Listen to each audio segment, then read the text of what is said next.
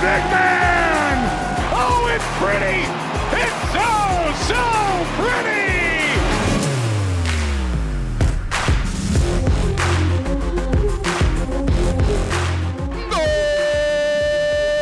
Chihuahua was looking to pick up its first win of the season, while the Florida Tropics and the KC Comets were both trying to keep the red-hot play going. It's all coming up now. This is MASL Primetime. What's up, everyone? I'm Alex Bastiavansky. Thank you so much for tuning in again this week. And no doubt there were some pretty happy squads after last week's play due to some big wins, but the Harrisburg Heat may just have been sporting the biggest smiles of the bunch. The Heat, after all, finally picked up its first win of the campaign. Now, it took them 6 games to do it, but the Purple Gang was hoping it was a sign of better times ahead, and they were trying to keep things going against St. Louis on Friday. The Ambush was coming off a massive win over in-state rival Kansas City in Week 7, and they strike first. Opposite side, right point with the play to the left wing and a goal! Top shelf.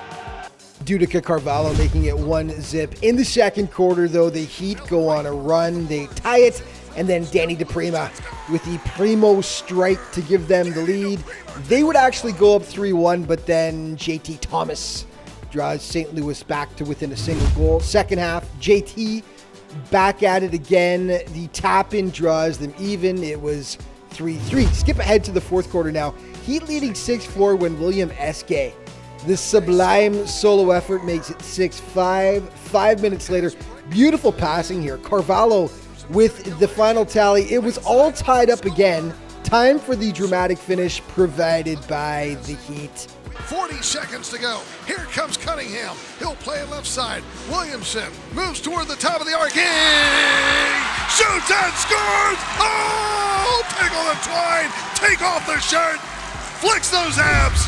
Yeah, fans got tickets to the gun show as a bonus. Robert Williamson, the hero for Harrisburg. They win their second of the season. The Heat also hosted Baltimore last weekend. Tony Donatelli striking first for the Blast, just 2:03 in. 1-0 Baltimore. William Banahany, though, standing on his head in goal for the Heat and doing a great job. Huge stop right there to save a second goal. And his boys respond. Matt Brain evens it up 3.5 minutes later. And it's a 1-1 game. The Blast take the lead once again, though. Jonatas Mello, right place, right time. And the visitors go up 2-1. The Heat would tie it, though, and in the second quarter, Luis Brambilla gives Harrisburg the 3-2 advantage. The Blast would even it again, but then Alejandro Chavez makes Baltimore pay on the turnover, and the men in purple go up 4-3, but everything changed after this play. Scary moment. William Vanzela comes out to play the ball. Malcolm Harris in pursuit as well. He takes him out right into his head there.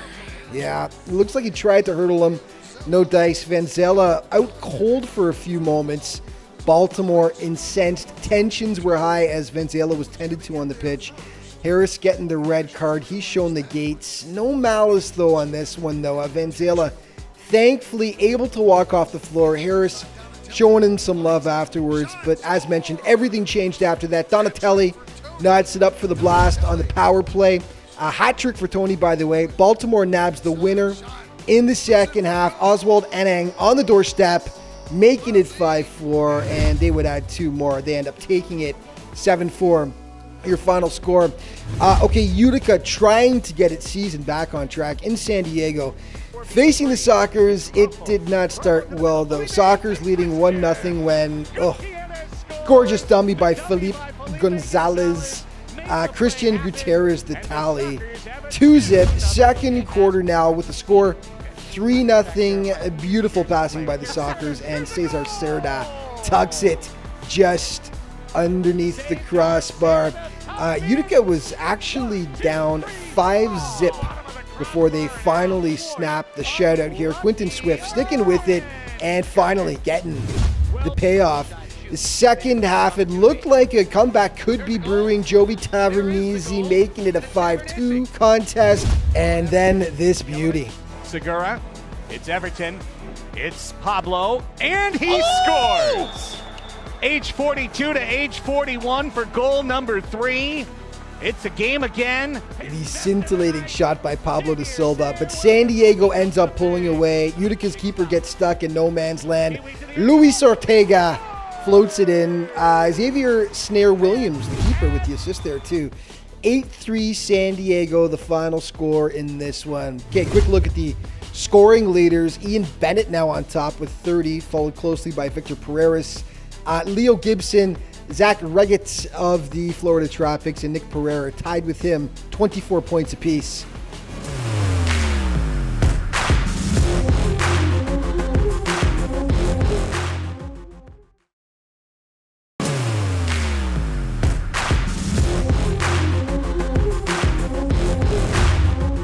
Hey, welcome back to Primetime, everyone. You know, it's been tough to get a read on the Tacoma Stars so far this season. For example, in week 6, they fell to St. Louis 7-3, only to come back 2 nights later and utterly smoke them 15-5. Then they lost a close one 7-6 to Kansas City, and the next week get shellacked 9-2 by the Comets. So the Stars were searching for a bit more consistency in their game when they visited rival San Diego on Friday. The Sockers were coming off 2 dramatic overtime wins against Chihuahua the week before, and they draw first blood here.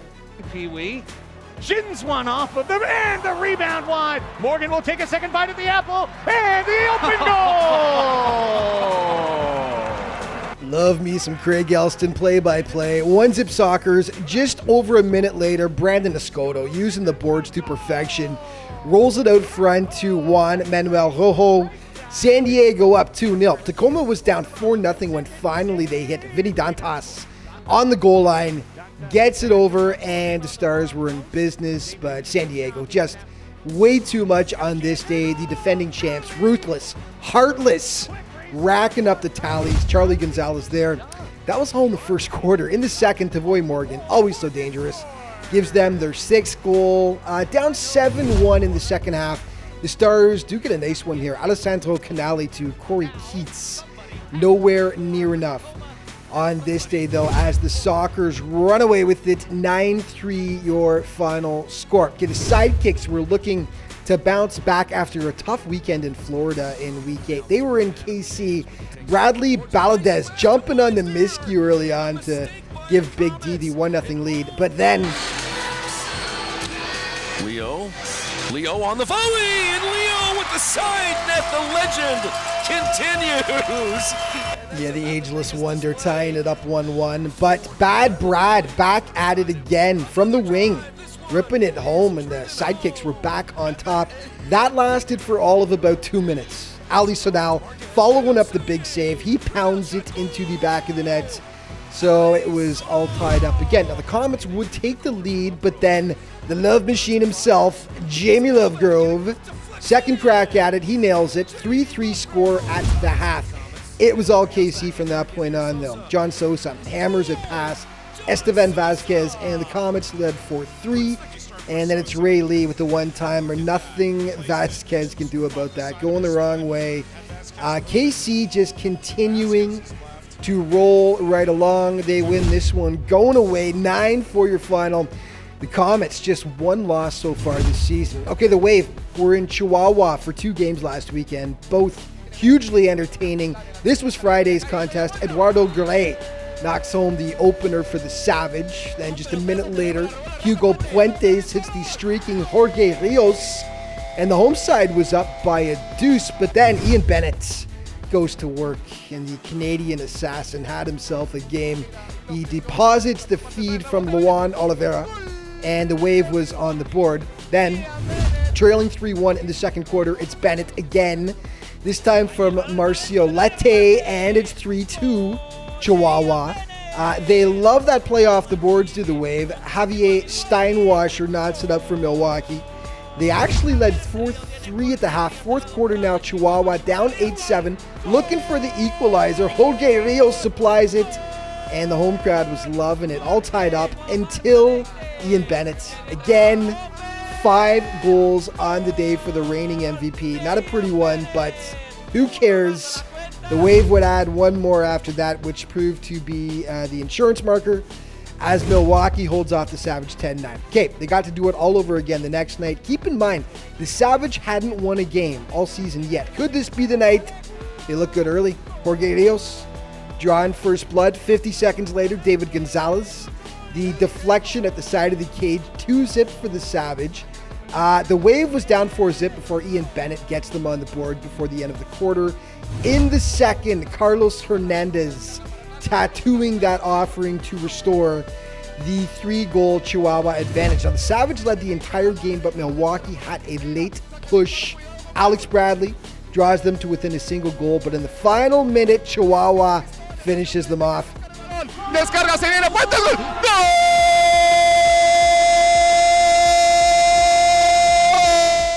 Eduardo Garay, the insurance marker, and finally the Savage pick up their first win of the campaign. Hard to believe it took that long. They've been very competitive so far. 12-10 final. And a quick look at Ian Bennett. We're going to keep our eye on him. He is getting close now to 400 regular season points, 379 in his career so far. And real quick, if you get a chance, check out Michael Lewis's excellent piece on MASLsoccer.com that goes back 30 years, documenting when the Harrisburg Heat took a road trip, an epic road trip where they played 3 games in just 48 hours. It's a 2-part series. And thanks to Michael for providing his awesome old pictures from the trip as well. MASLsoccer.com. Have a read. It's great.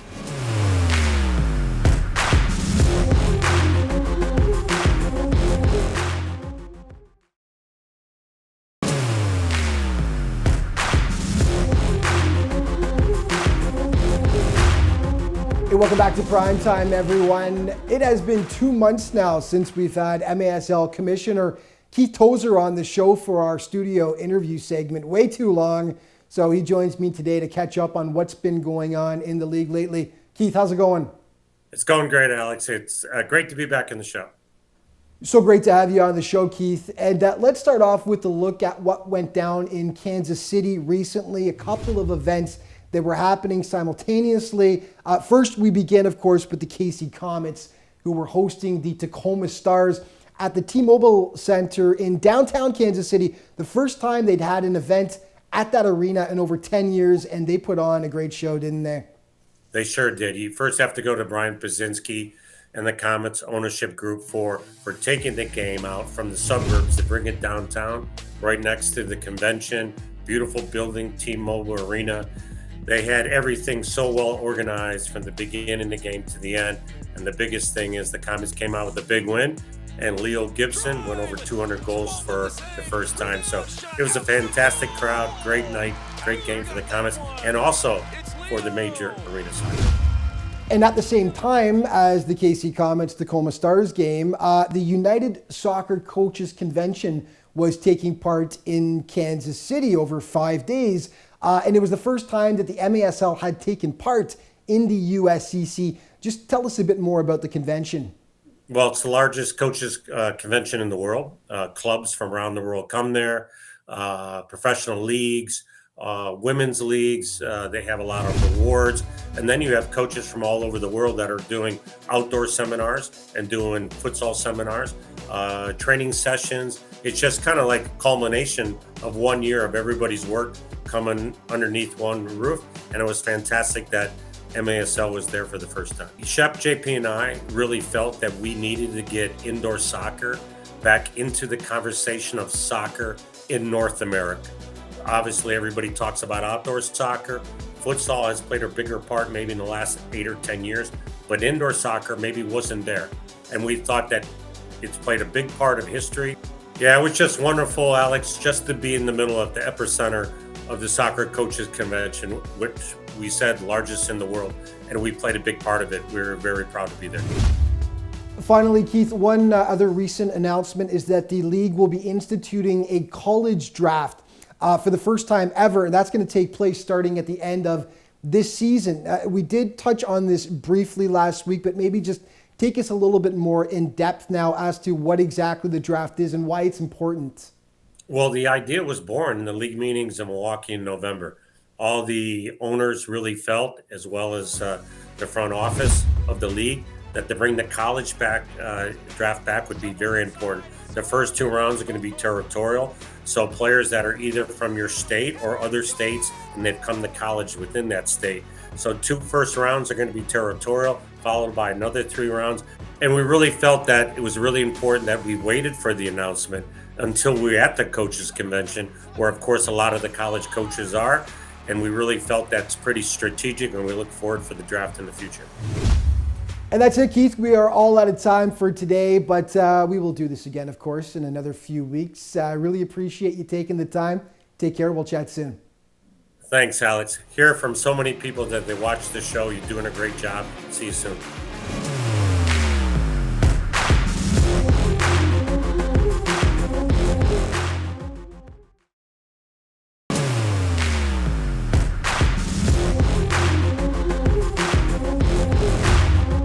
Welcome back to Primetime, everyone. So just how good are the Florida Tropics? Heading into week 9 of play, the Tropics were a near perfect 9-1. They just completed a 2-game set against the Dallas Sidekicks, who were one of the hottest teams in the league coming into the series, and Florida outscored them 25-10 on the way to winning both games. Well, Sunday's contest against St. Louis promised to be a huge test, though. The Ambush had upset undefeated Kansas City their last time out, but it's the Tropics that strike first. Even with Navarrete in goal, they didn't last time. Here's the ball to Vandergrift. Go! Beautiful ball from Zach Reagan.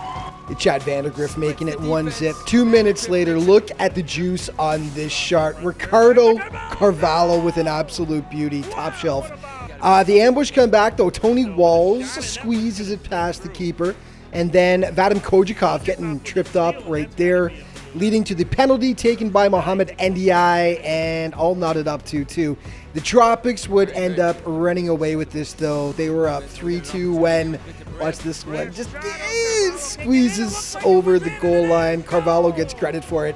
And Florida just continues to roll. Just a single loss on the season up to this point. Okay, Tacoma really needed a win when it faced Ontario on Sunday in the fourth quarter. It wasn't looking good. Robert Palmer puts the Fury up 7-5, and the Stars bend but don't break, though. 2:30 remaining. Alex Megson, the second effort, pulls them to within a goal, and then with the final seconds counting down, Nick Pereira, doing what Nick Pereira usually does, ties it up. This one went to a shootout. Ontario made its first one. Vinny Dantas does the same for Tacoma. Then Jesus Pacheco denied by keeper Danny Waltman, and the Stars could feel it. Michael Ramos could win it right here, and he does exactly that. And sorry for the lack of celebration. It gets cut right there, but Tacoma comes back, pulls it out. They drop the Fury 8-7 in a shootout. This one was from last Wednesday. Ontario hosting San Diego. Another great game, and Ontario came out jumping. Jorge De Leon, the strike from distance, puts the Fury up 1-0. And then Jesus Pacheco following his lead, and that makes it 2. Ontario led 4-0 at one point. Fast forward to the fourth. De Leon, beauty. That gives them a 3-goal cushion. They couldn't hold it, though. San Diego made it 7-5. Then Brandon Escoto makes it a 1-goal game. Finally, a $1.19 left. They tie it up.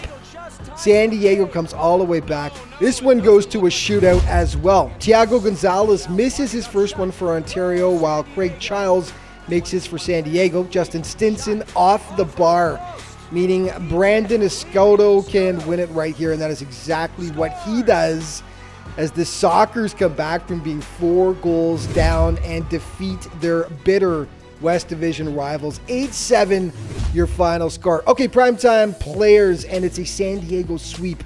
Offensive Player of the Week, Juan Manuel Rojo, who had 6 goals, 3 assists, 9 points in a huge week for both him and his San Diego Sockers, who won all 3 of their games. So it should be no surprise that the Defensive Player of the Week, keeper Xavier Snare Williams, also of the Sockers, who was rock solid. 2 wins, never allowed more than 3 goals, and 23 saves, 1 assist as well. Great week.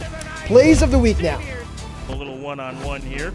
Leaves it off in front. Pereira's back to Carvalho. Go! Wow, what a bomb! Nick Pereira with Gonzalez on him. Megson calling for it. Pereira does not see him. He takes a shot. Pereira with the goal. 6-4 Heat. SK score! Back to Santos. Here's a blast by Roque underneath the crossbar, and then Willie D comes back and makes the save. It's Rojo. Rojo to the middle. Felipe to Christian. Gutierrez scores. The dummy by Felipe Gonzalez. Leo on the volley, and Leo with the side net. The legend continues. Yelovitz, Segura. It's Everton. It's Pablo, and he scores. Age 42 to age 41 for goal number 3. Pino with some really good defense. Shot. Boom. Goal. La San George de León. Ríos viene Jorge Ríos, el adoptado de Chihuahua. Chihuahua Ríos. Gol. Gol! Jorge. 40 seconds to go. Here comes Cunningham. He'll play left side. Williamson moves toward the top of the arc. Shoots and scores! Oh! Tickle the twine. Take off the shirt. Flicks those abs. And that is it. We are out of time for today's show, but just a reminder all throughout the regular season and the playoffs to get your fix of MASL information. Be sure to check out the league's different social media outlets. Thank you so much for watching, everyone. We'll see you next week.